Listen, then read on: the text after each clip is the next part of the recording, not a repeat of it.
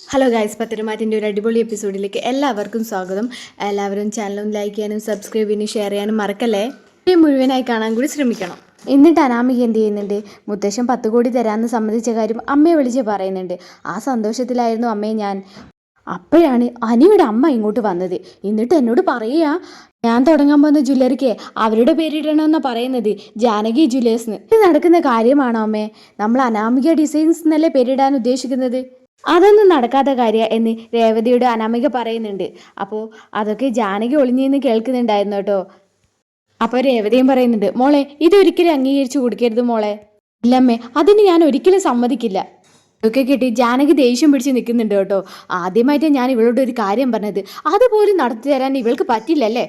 കാണിച്ചു തരാടി നിന്നെ ഞാൻ.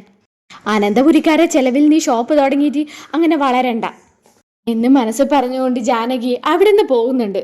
അടുത്ത ദിവസം അനാമികയെ മുത്തശ്ശൻ അടുത്തേക്ക് വിളിച്ച് പണം കൊടുക്കുന്നുണ്ട്. പക്ഷെ ജാനകി ഓടി വന്ന് മുത്തശ്ശനെ തടയുന്നുണ്ട്. അപ്പോൾ മുത്തശ്ശൻ പറയുന്നുണ്ട്, എന്താ ജാനകി, നിന്റെ മോനും മരുമകൾക്കും വേണ്ടിയല്ലേ ഞാൻ ഈ പൈസ കൊടുക്കുന്നത്, പിന്നെ നീ എന്തിനാ തടസ്സം നിൽക്കുന്നത്? അച്ഛാ, എൻ്റെ മരുമകൾ ചെയ്യാൻ പോകുന്നത് ഒരു നല്ല കാര്യം തന്നെയാ. പക്ഷെ അവൾക്ക് ഇതൊന്നും കൈകാര്യം ചെയ്യാനുള്ള ഒരു പക്വതയായിട്ടില്ല. ഒരു ബിസിനസ് കൈകാര്യം ചെയ്യാനുള്ള ബുദ്ധിയൊന്നും അനാമികയ്ക്കില്ല.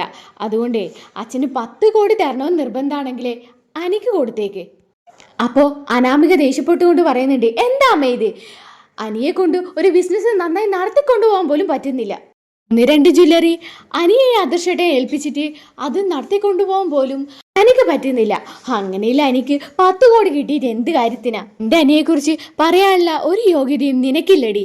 അവൻ ബിസിനസ്സൊക്കെ നന്നായി തന്നെയാണ് കൊണ്ടുപോകുന്നത്.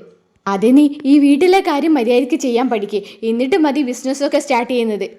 അങ്ങനെ ജാനകി പറയുന്ന കേട്ട് മുത്തശ്ശൻ പറയുന്നുണ്ട്, അതെ ശരിയാ, ആദ്യം അനാമിക മോള് നല്ലൊരു കുടുംബിനി ആവട്ടെ, എന്നിട്ട് മതി ബിസിനസ്സൊക്കെ ചെയ്യുന്നത് എന്ന് മുത്തശ്ശൻ പറയുന്നുണ്ട്.